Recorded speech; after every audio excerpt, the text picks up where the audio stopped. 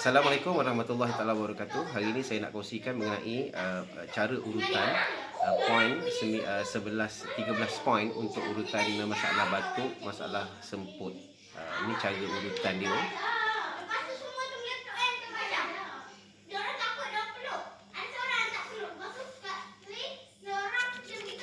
Sapukan minyak dekat dada. Dapat ke minyak dapat?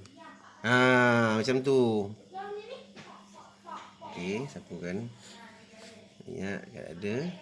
Kemudian poin dia adalah ada 13 poin.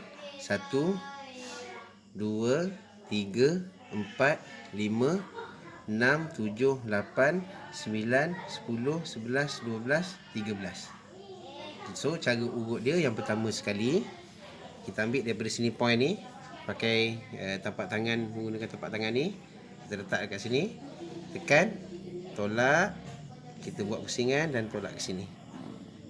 Buat ulangan lebih kurang dalam 11 kali. Kemudian daripada sini kita pusing macam ni. Kena poin-poin yang saya tunjukkan tadi tu. Buat ulangan 11 kali. Jangan gelap macam abang. Ni pusing. Cik gelak. 11 kali. Sini, daripada sini tekan, tolak sini. 11 kali.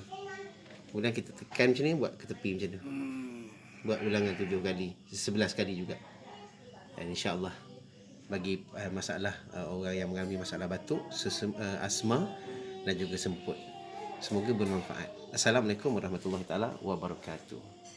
Dah.